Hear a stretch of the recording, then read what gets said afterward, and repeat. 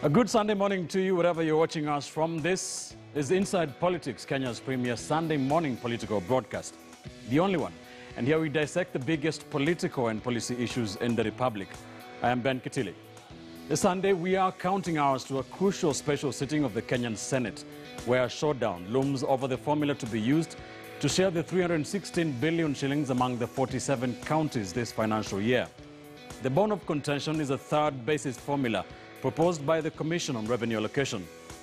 The new formula would see 18 counties, including the counties of Mombasa, Kilifi, and Turkana, lose money, while others would gain. Our cameras are trained on the Senate.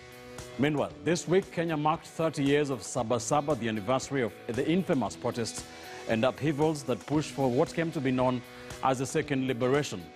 Kenyan men and women lost their lives to push for a free and just nation and a return to multipartyism. The 30th anniversary coming against the backdrop of the Building Bridges initiative and a call for a constitutional referendum. But how does the BBI measure up with Sabasaba? Will the BBI process make Kenya a freer and more just society? Also on the program, this past week, President Kenyatta eased coronavirus pandemic restrictions that were put in place 4 months ago to curb spread of the deadly virus. The head of state, however, did so with a disclaimer that should the pandemic worsen, then the country would go back under lockdown. We'll take stock of the situation with coronavirus cases continuing to surge not only in Kenya, but across the globe. On Inside Politics, we also seek to speak with you, so do stand by to call in with your views, comments, and questions and have the final say on our debates today.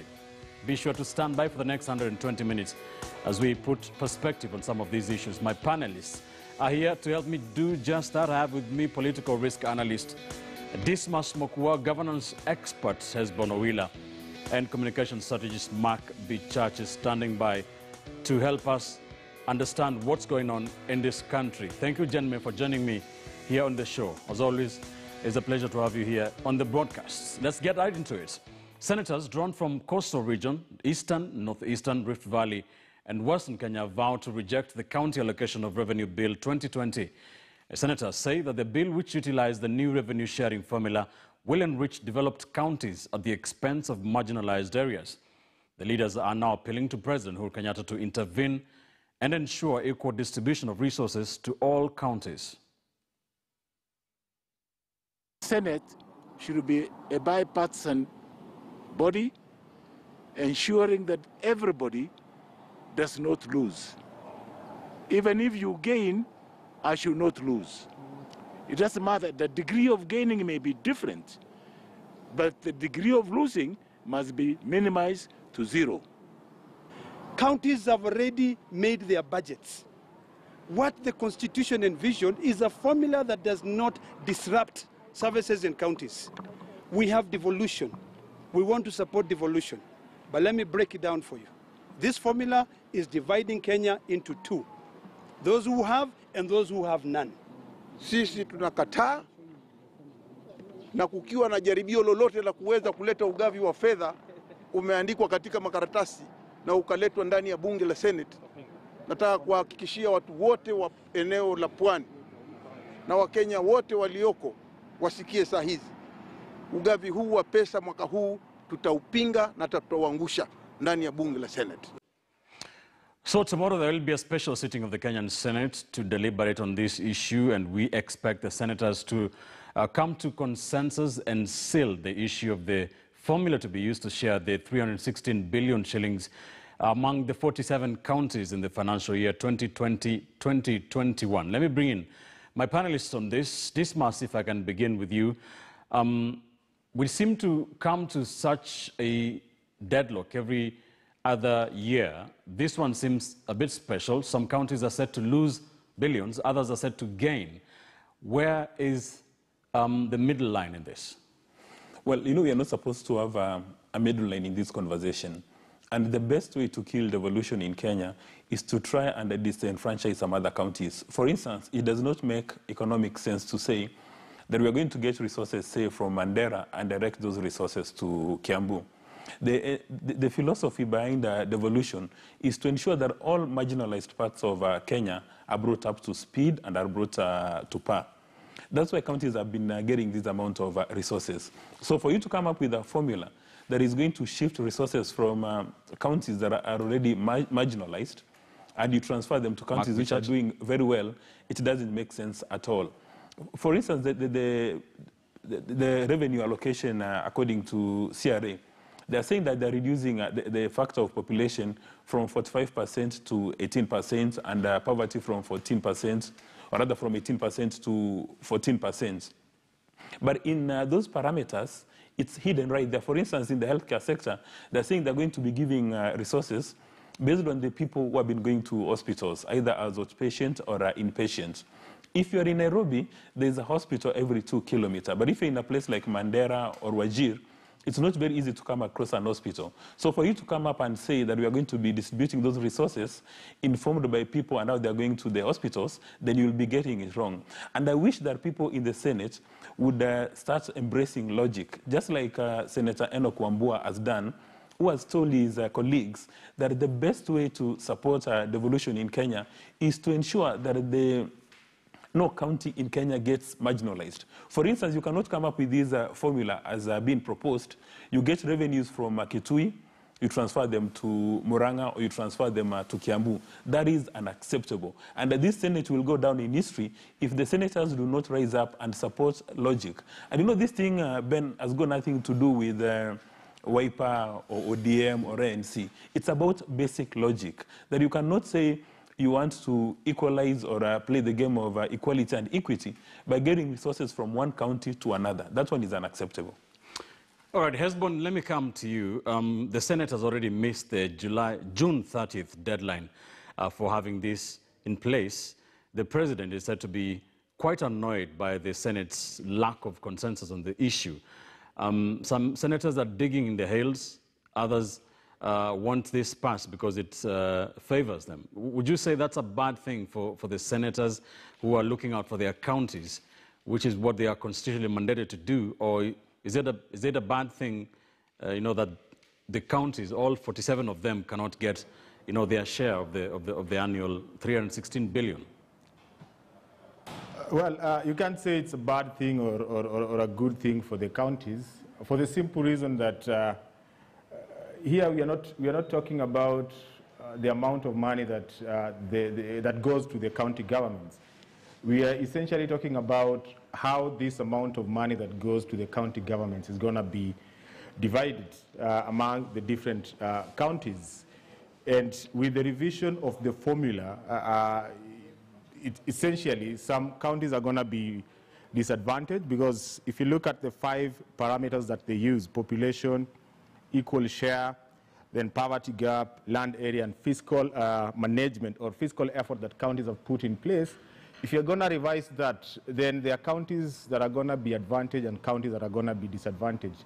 And just like Dismas is saying, it is incumbent upon the Senate to just use logic.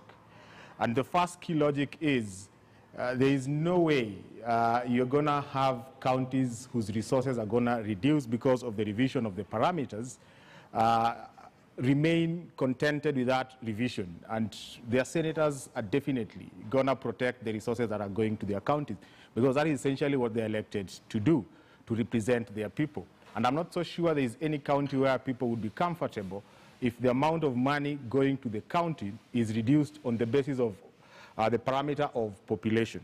And then secondly, the key bone of contention is that the Commission for Revenue Allocation gives Senate a technical report that is based on a technical evaluation.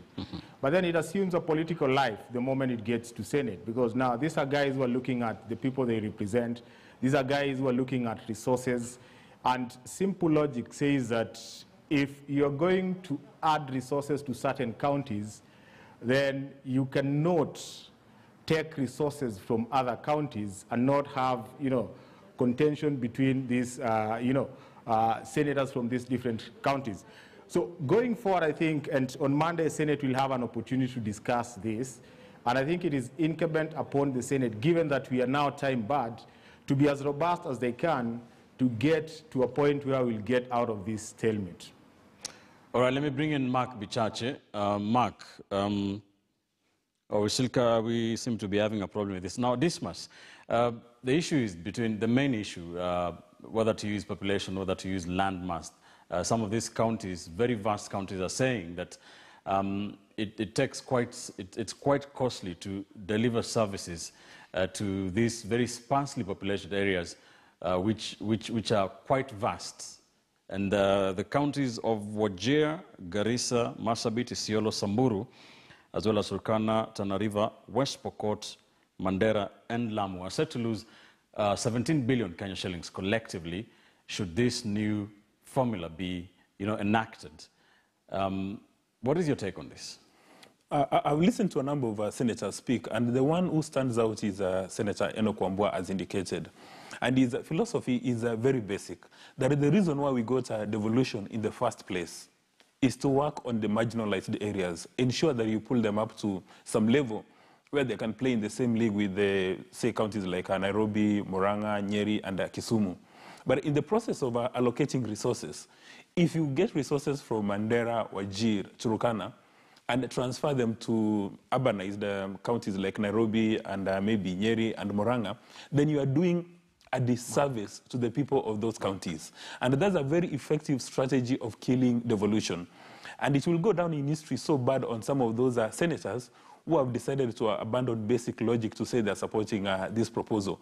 Because the essence of devolution is to ensure that there is equity and equality in the distribution of resources. So there's no logic at all by saying you're going to get resources, say, from Turkana, because they've got a smaller population, and transfer it to Nairobi because it's got a big population. For instance, the example they were using of that they're going to send resources informed by functions like healthcare.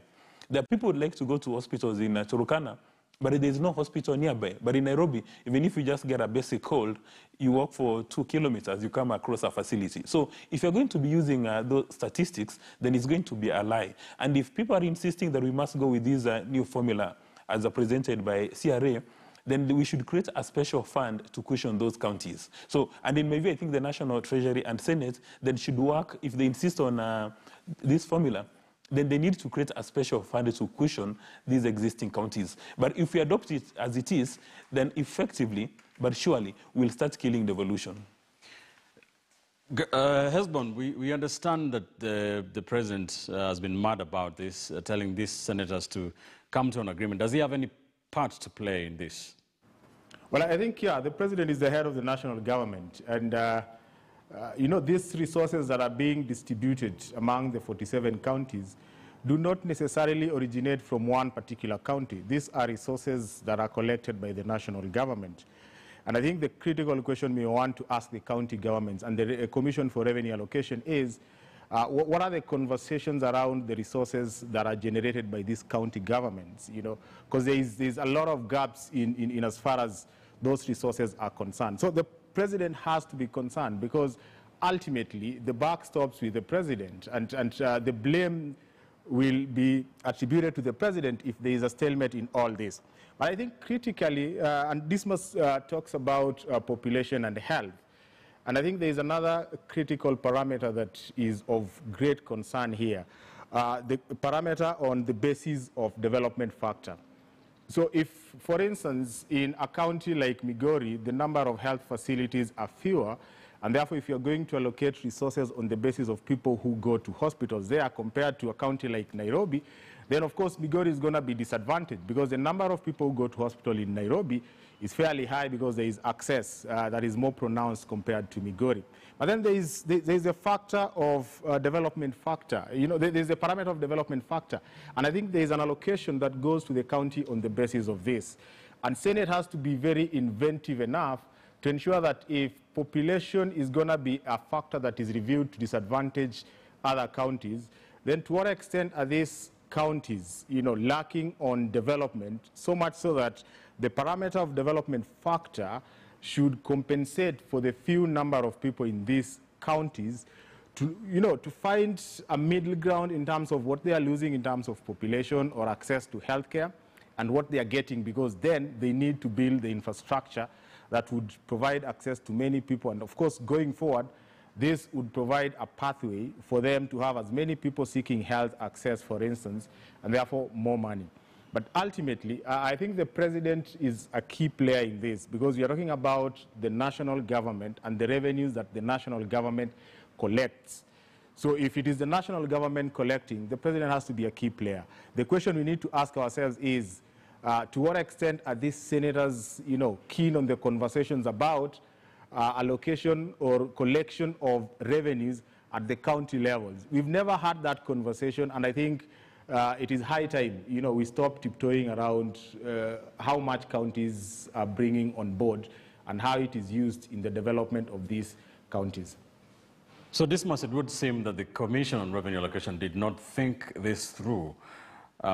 So should Kenya revert back to the old formula, or should it just postpone the new third basis formula for maybe another year to reconsider it and give it a bit more participation and thoughts to be enacted next year?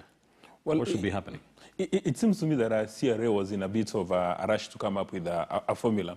Like, for instance, they've got a very curious allocation of 5 billion to be distributed based on an urban index. And they've indicated that these resources are supposed to spruce up a number of cities to make them more exciting and livable. And that one would imagine that maybe that resource is supposed to be used, say, for streetlights. Now look at this scenario. Instead of sending resources to Garissa or Mandera and Wajir to come up with an hospital, you want to remove those resources from those counties so that you can have streetlights in Nairobi and Kisumu. What kind of logic is that? You're telling people in other parts of Kenya, like in Turkana, that our priority right now is to make sure that there's no garbage in Nairobi and maybe Mombasa and Murang'a and Nyeri. But for you, we don't think having an hospital is a priority.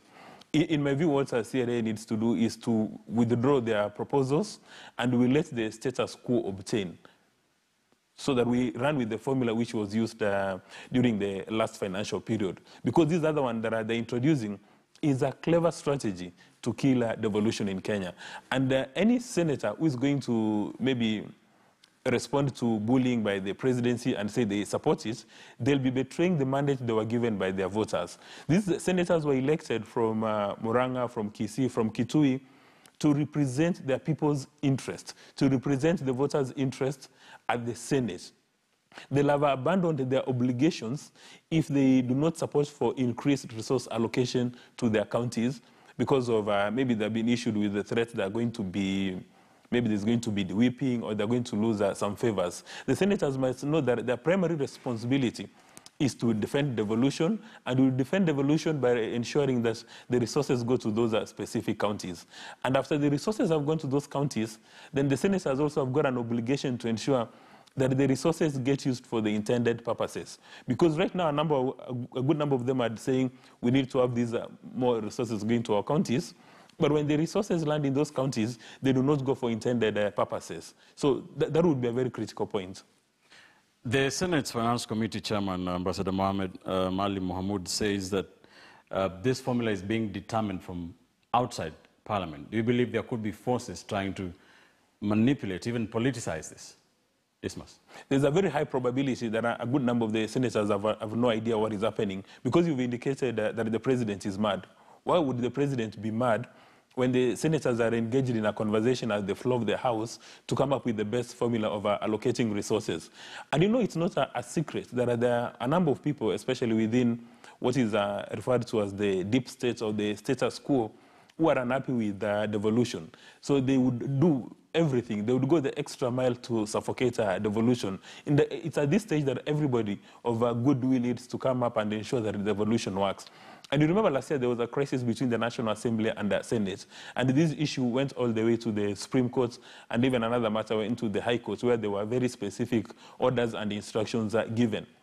So a number of these senators who are saying that there is somebody who is pushing or pulling strings is not far-fetched, because the senators, a good number of them, the only reason why they've abandoned that logic is the fear of their party leaders. And this thing is not a party issue. And one of the senators, Olekina, has indicated that they need to have a bipartisan position and look at logic. They shouldn't be taking decisions afraid of the thinking of their party leader. They should be taking decisions informed by two facts, that their principal duty, the reason why they were sworn into office, is to protect and defend devolution, and devolution cannot be protected or defended if you don't have increased resources. That's number one. Then number two, they must not allow any external forces to influence their thinking at the risk of them being maybe suffering pecuniary damages. They must stay focused, and they must stay focused on the goal. Husband, the majority whip in the Senate, Irungu Kang'ata, has tried to sweeten the deal, saying that, talking about a promise by consensus in the BBI promise that promises an increase in the shareable revenue among the 47 counties, thereby saying, in the end, no county will lose revenue. This seems far-fetched. Should they bite, the counties or the senators who have been complaining? Well, I don't think it is far-fetched, Bet, because the bone of contention here for most of the senators, especially from those 18 counties, is the question of reduction of the resources that are going to the counties. So if BBI proposes, an increase in the resources that goes to the counties, and then the factors that are being used to distribute this amount of money that each county gets makes it possible for all these counties to have an increase. Of course, despite the fact that certain counties with the renewed factors would have more money based on the different parameters, it won't be a big problem if there is an increase. From where I sit, the biggest issue is a county has been operating on a certain amount of money, and then you want to reduce that amount of money. So I think going forward, the critical question would be, to what extent are we going to ensure that the resources going to devolution keep increasing? And that is a function of both the resources that are collected by the national government and the county governments. But I want to believe that it is not a question of where this document is originating from, because the law is very clear that it is the Commission for Revenue Allocation that comes up with the recommendation for sharing these resources equitably. So the document will definitely originate outside the political class, but then it ends up, within the spaces of political discourse, and specifically the Senate. And therefore, if the Commission for Revenue Allocation did not, distinguish itself as having worked rigorously to come up with a formula that does not disadvantage any county, I mean, it is the work of the Senate to work that out, and that is why we pay the Senate. And I think it would be lazy to just debate this on the basis of we cannot have counties have their revenues reduced, or have their allocation reduced. The debate needs to be a lot more robust, to the extent of give and take. Understand, to what extent are we better off as a country, because then these resources are collected by the national government, to have certain counties that are epicenters of capital investment from including foreign direct investment, have these parameters increased to favor them, because ultimately there are certain counties that bring a lot of money to this country than other counties. And if you pronounce those counties to the extent that those counties become, very robust in terms of generating more revenues, then going forward, we are going to have more revenue to be shared among the 47 counties. All right. There's an interesting dynamic there. These are BBI concepts. Is a promissory note being given to counties? Okay. And we are not sure whether this promissory note is going to be ordered in future. So even those senators who are tempted to take that position, they must not run with a promissory note, because we don't know whether this promissory note is going to be genuine, whether it's fake, whether it's going to be honored in future. What they must do is run with the status quo. These are a new approach of saying that you are going to further marginalize counties and you place a promissory note on the table as a carrot is unacceptable and is a sure way of killing devolution. All right, all eyes on the Kenyan Senate. They are set to have a special sitting tomorrow to try and seal this issue of the formula to be used to share the 316 billion shillings among the 47 counties. We are keeping an eye on that developing story for you. A big test for the new majority leader in the Kenyan Senate, the Pokot Senator Samuel Pogisio. as he seeks to find consensus on this very important issue that affects every single Kenyan. Let's take a quick commercial break here on Inside Politics. When we come back, we shall be reflecting on Sabasaba, the 30th Sabasaba Day celebrated or marked this past week, and drawing parallels with the current political climate. Stay with us.